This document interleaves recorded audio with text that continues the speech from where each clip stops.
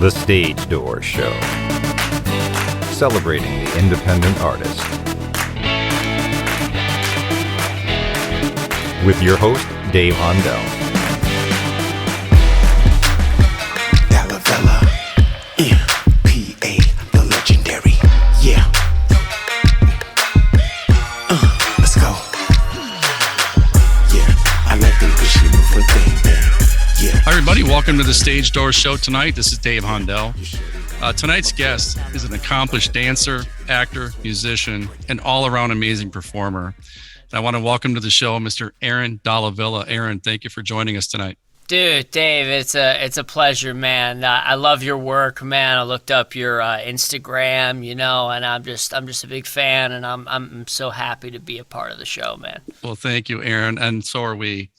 Again, we kind of talked a little bit before we started here, but I know you have an extensive dance background, and multiple talents. Not only dancer but actor and musician, but you're working with it as a dancer, and I know my daughter's been a dancer for years, so I understand the discipline that goes into being a dancer at such a high level for yourself as well. The discipline, do you think that kind of, gives you a little bit of an advantage to be an actor? 100%.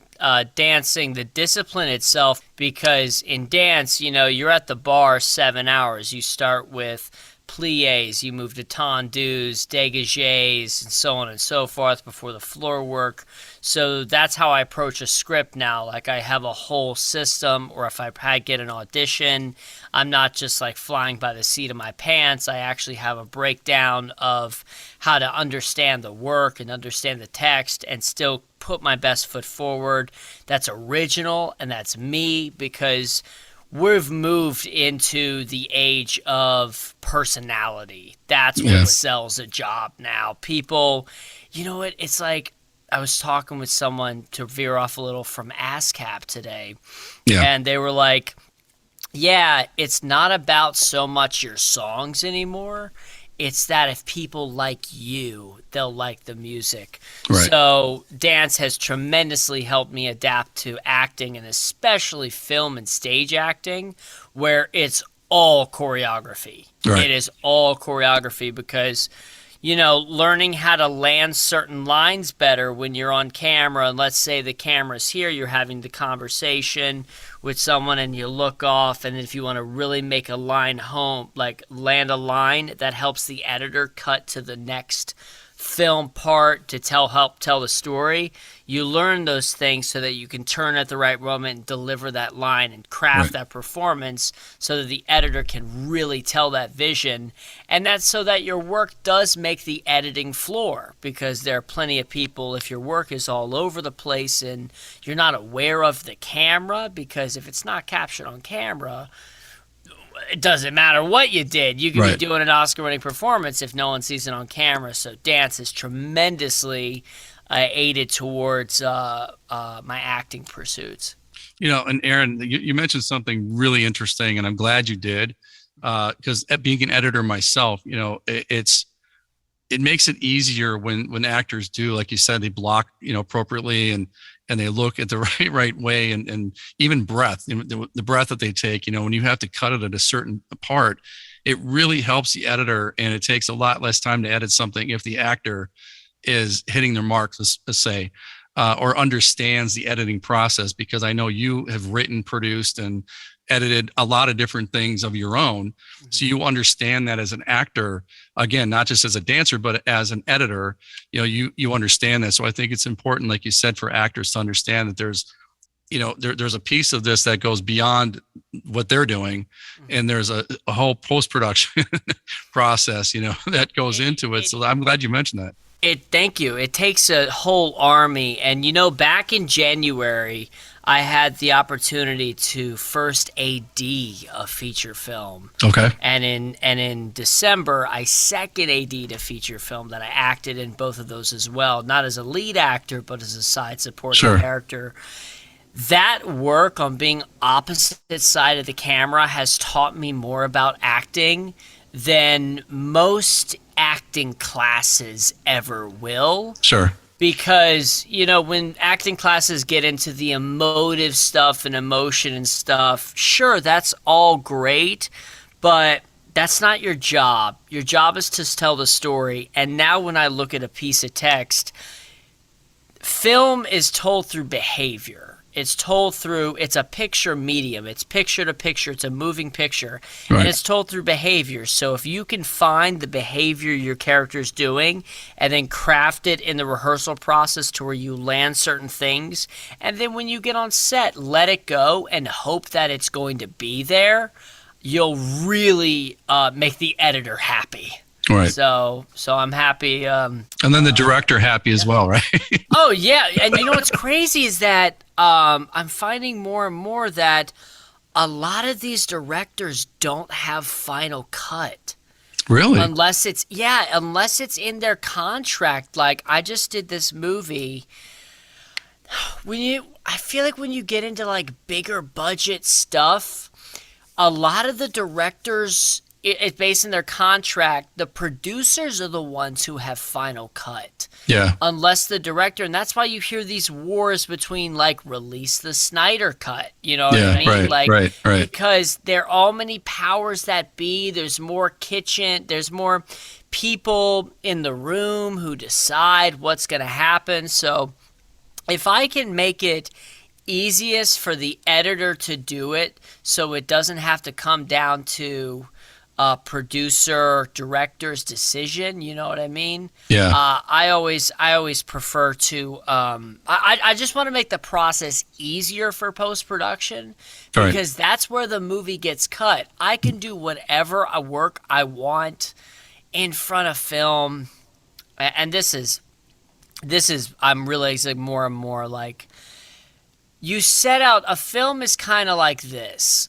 Like, it's kind of like a boat that everyone gets on. And on the upper level, kind of like the Titanic, the upper level is like the actors and the nice Swayze whatever and stuff. And underneath in the bunker, it's the crew shoveling coal to try to put out the fires or keep the boat going. And there's holes being plugged, and they've got to keep plugging, putting out fires to keep the ship from sinking. Right. So anything I can do to make the whole process better and easier, because then post-production is the whole other half.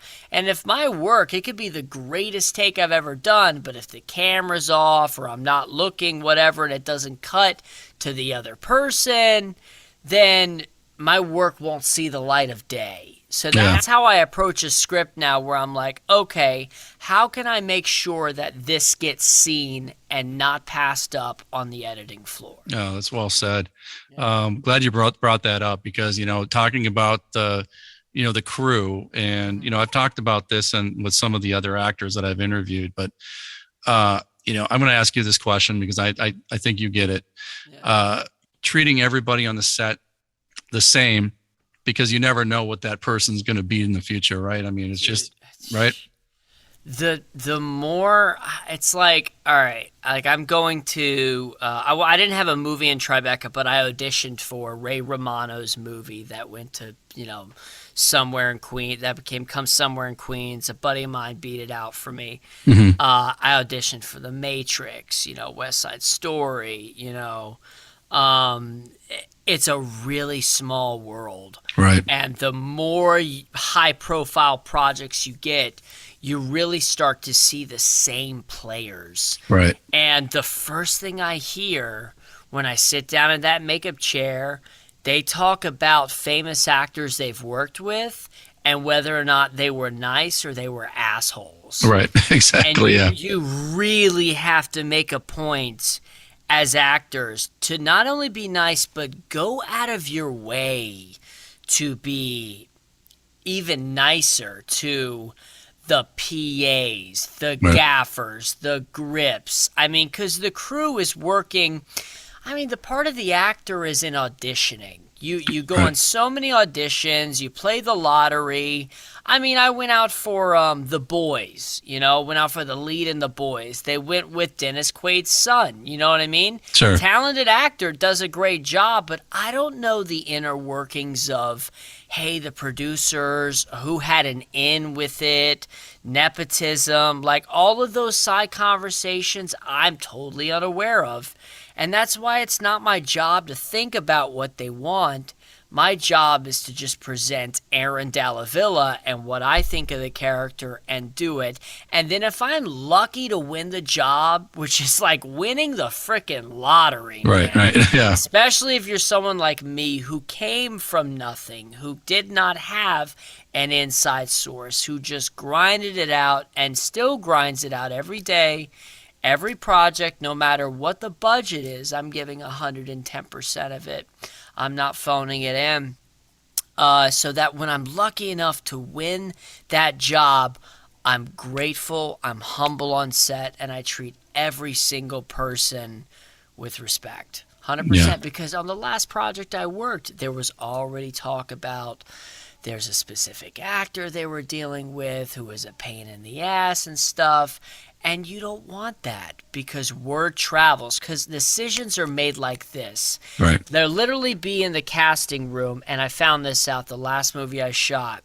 It wasn't through my agent. It was through a producer who saw me in a movie 5 years ago who's been following my career without me even knowing. Wow. And when this project came across their desk, she said, "This is your guy. Check out his reel." Right. And it wasn't offer only. I still had to do the work. I still auditioned. Like, that's my job. The actor's job is to audition. Because once you get on set, you're treated like a king. You're treated like a queen.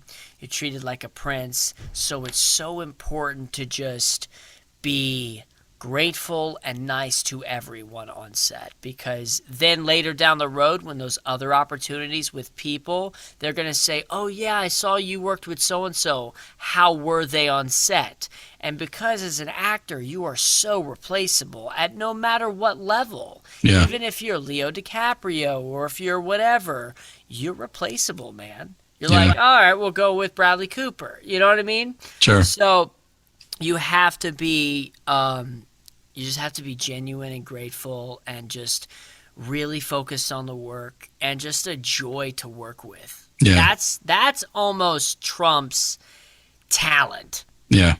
You know, you do have to have the whole package, including promoting yourself with social media, but I really think that who you are and if you're you're talented, you killed the audition, but can these people spend 10 to 12 hours to 14 hours a day with your personality? And Right. if they Yeah. can and they fall in love with you, you will work. Right, And right. you don't have to be the best actor. Yeah. You know, and talk about social media, because I think, you know, being able to connect, years ago we didn't have it. So now I think actors, it's almost like it's a blessing to have it, because you're able to connect with the fans that watch you and that support you. And so talk about the importance of connecting with those people that support you. Dude, it's crucial, because I'm realizing that it's so much more important to have 10 diehard fans than it is 100 sort of mediocre fans. Because those 10 diehard fans will promote everything you'll do. They'll watch everything you'll do. And that brings you value as an actor. If you have a solid social media following, plus the talent, plus you're not a dick, Yeah. and you do the work. More importantly, right? Yeah. Right. But first off, it's the work. Right. You got to do the work. Bottom line, you got to do the work. And I've worked with a lot of actors where you get on set and you're like, "Oh, you're just doing this for a paycheck or whatever and stuff." The work first and foremost. You got to do the work. But when you have those additional incentives of like, I have a social media following, I'm verified, I have real fans, you bring more equity to the table, because you're not just an actor or an artist, you're a business. Right. And that's what it is. You're selling your business. Right. Well, talk about that. I mean, because, we always ask our actors or singers to give advice to our up and coming indie artists. And I think that's one of the most important things that people need to understand, that I think as one of the pitfalls that famous people have even fallen into, is they didn't take it as a business. They didn't understand it as a business until they were wronged, I guess, by either a studio or a record company. So talk about the importance of being a businessman or woman in the arts. Always have a lawyer, or man, even agents who have so many clients that are specifically your type as well, and they're just throwing stuff at a wall to see if it sticks, and if it happens to stick, they'll keep throwing you auditions and stuff. And then even if you get with a big one and then you're not hot anymore, you could easily be dropped. Managers are a little more hands-on. Find someone who knows legal contracts before you sign these kind of things to make sure you're not being screwed. And for actors, if there's any way you can find yourself into getting equity on a project, that's where the real money's at. Producers make their money. It's not on the initial salary, it's on the royalties. That's where you make your money. And the real money made today is in TV with, residuals, etc. and stuff. But if you can find your way into getting some form of equity or becoming an executive producer at some point, and that's why you see a lot of these big time actors, Bradley Cooper, and a lot of these people having their directorial debuts, they're executive producer. I mean, Zachary Quinto helped produce Margin Call, that movie a while back with Kevin Spacey.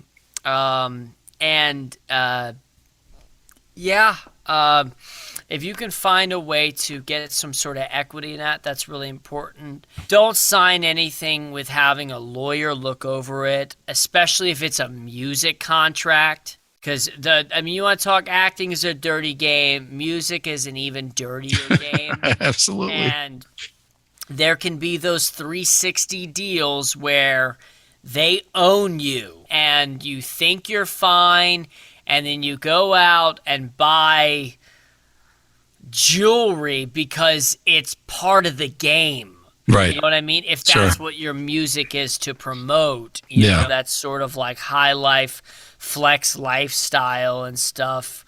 And you find out that you have to pay it back. And you have to pay it back. And a lot of people end, and you've heard too many stories of people ending in total bankruptcy and owing money back. So, yes, treat yourself as not just a talent, but a business, and find ways where you can generate passive income rather than just using your time to make money. Yeah. Aaron, speaking of music, I got to tell you, man, I went on your website and you have some really, really nice songs out there. Some great songs, some rap songs, Bring It, Demon Killer, Smooth Johnny, Conspiracy, D20, the Alpha Riff Tribute. I mean, you have some really good stuff out there, man. I'm really, really impressed by your music, and, kudos to the stuff you're putting out there. But Bring It, Conspiracy, talk about those songs, because I really like the vibes of those songs. It's funny, like, I didn't start putting this stuff out till COVID dropped, and I was like, man, what do I do? The acting industry shut down. I said, I've been sitting on these raps. It's time to put it out there. I was in a boy band, so thus Bring It was born. Trying to catch this killer, Dalla Villa, dollar bills under my slippers. Neapolitan, man, you nothing but vanilla. I be like salmon breaking pillars. You a prospect, client, take my card, I'm the dealer. Yeah, I like the way she move her thing. Yeah, she got the honey, make a beast thing. Yeah, you surely wanna make my bill. If you buy the bad chicken, you can swing it, bring it. Yeah, she feel like water, yeah, she make it rain. Yeah, she sweet as candy on my candy cane. Yeah, she hurt my brain, let me explain. If you buy the bad chicken, you can swing it, bring it. I like the way you move that thing. You got that honey, make a bee sting. So go ahead and make my bell ring, cause you a bad chick, you can get it, bring it. It feel like water when I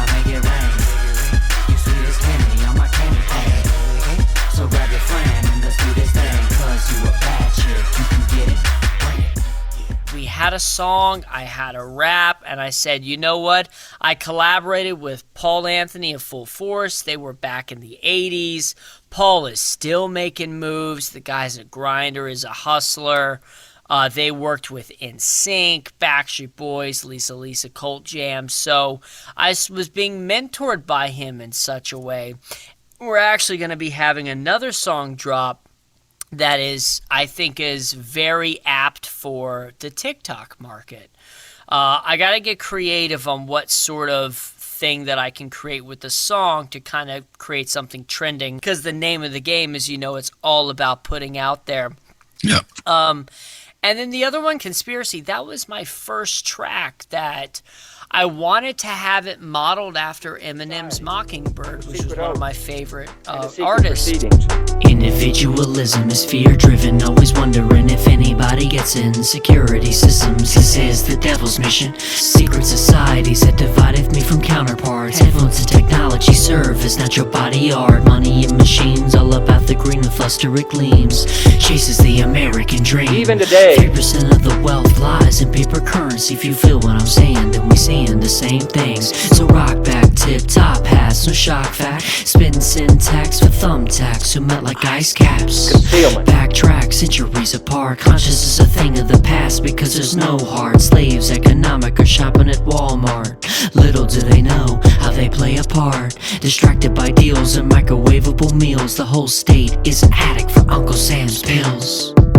And there is very grave danger. I said, I have this song, I have these lyrics, I've been waiting on it for years, I finally have this booth, let's do it. And I just started putting it out there, and believe it or not, the music started picking up steam. And then people were like, when's your next song release? They started listening to the music. The followers started saying, but that's only because I've been consistent in putting out music. And I have a lot more releases on the way and those that are in development.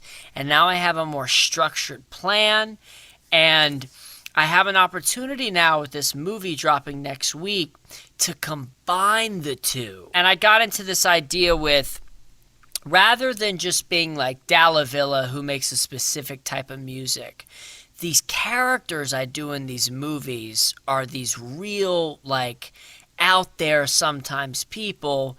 And if I'm playing a rapper, I gotta make his music. Yeah. So my next drop is Dalla Villa as Tiny Hammer from the motion picture All Those Small Things, Mother Goose. People look at the album art, they're like, oh, because you kind of have to put it in front of people's faces, because every day we're getting onslaught by Instagram this, the world's ending this, news this. There's so much content, speaking out the death of the movie star, who have so many actors that will never become household names, but will be continuous working actors. Right. I hope to carve a path that makes me a well-known actor, but what I'd like to create is my own TV show on a higher level with the right people, where I star in it and I'm also executive producer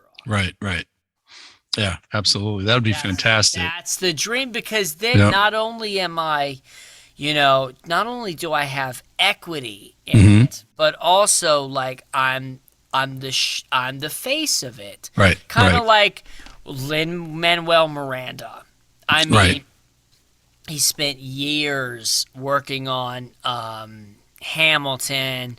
They laughed at him when he rapped about it in front of President Obama and stuff, and then it became this sensational piece. Can't listen to other people. If you have a dream, if you have an idea, you just have to put it out there, and you keep putting out there, because you know what? Some people are not going to like some things, and some people are.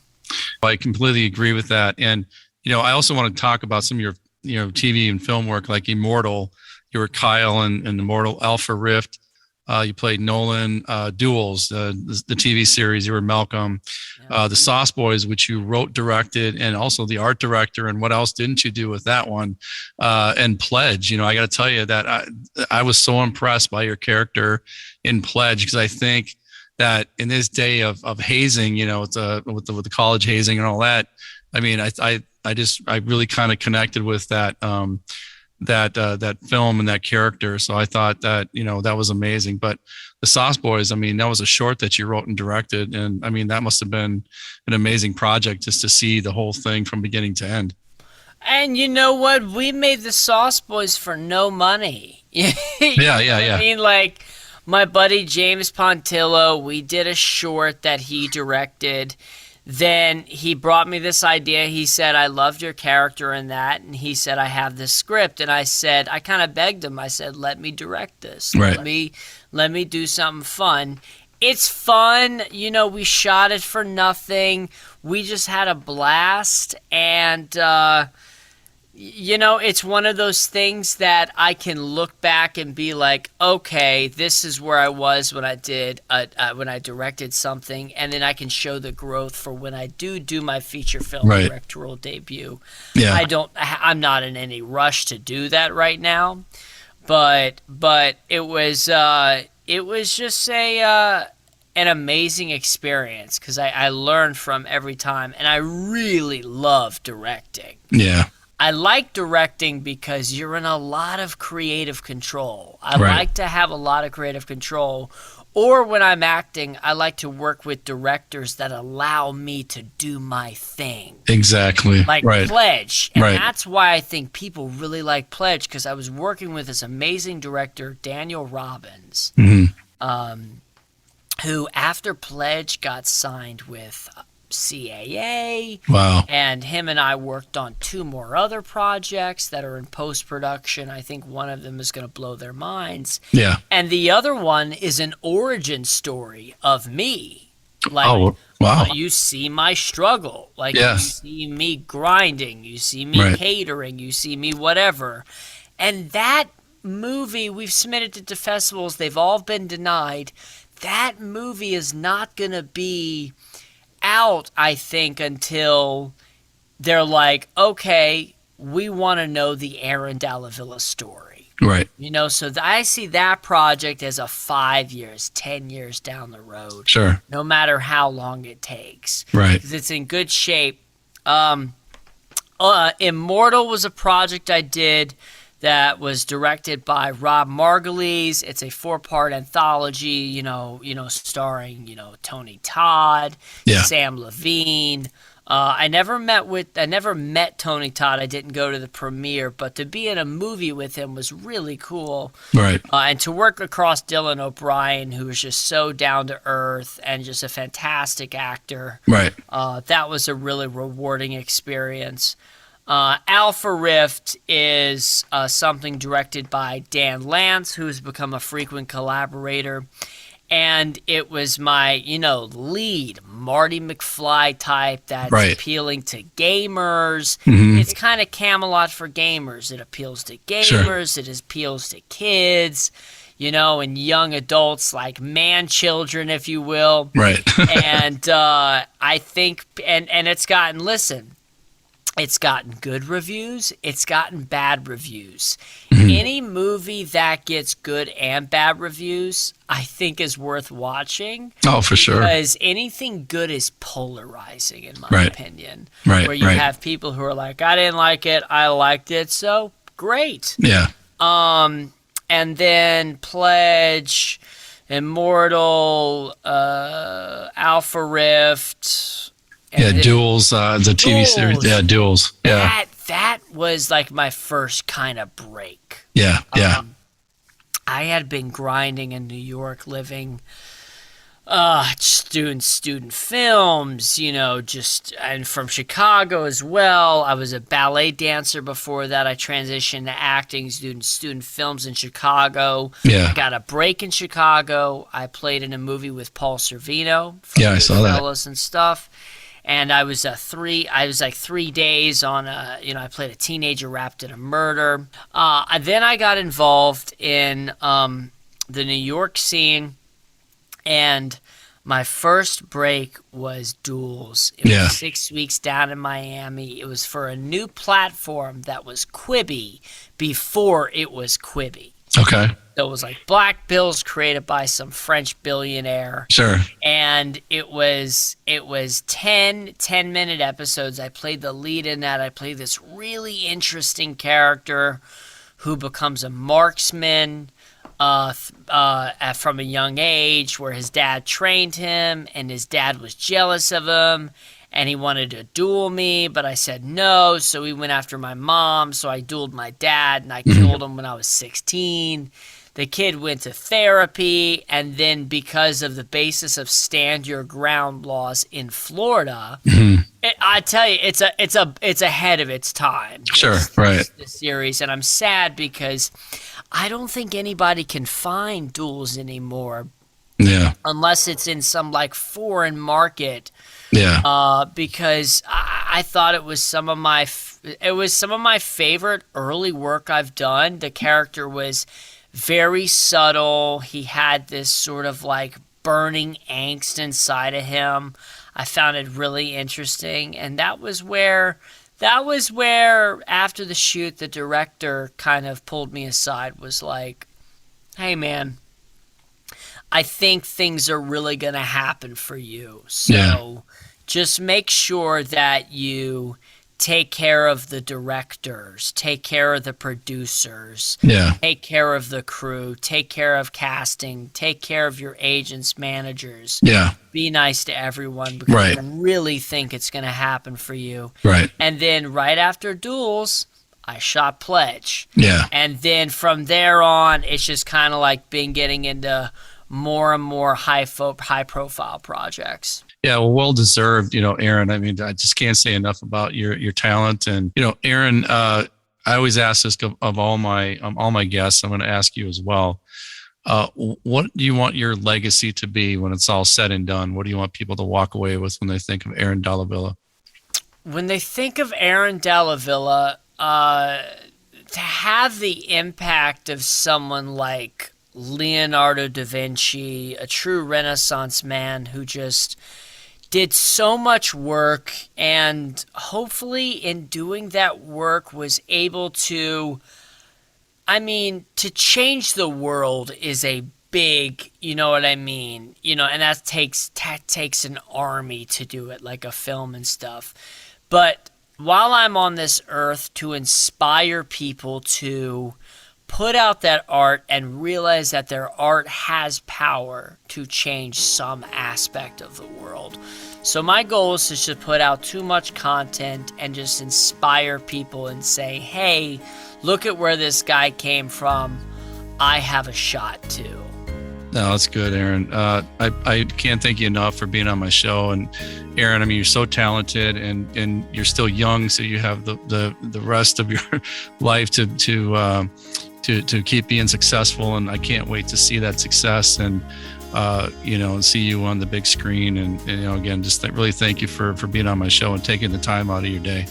Thank you, man. It's such an honor anytime I can come on these platforms and just talk about what I love, man, because I'm really blessed to do what I love.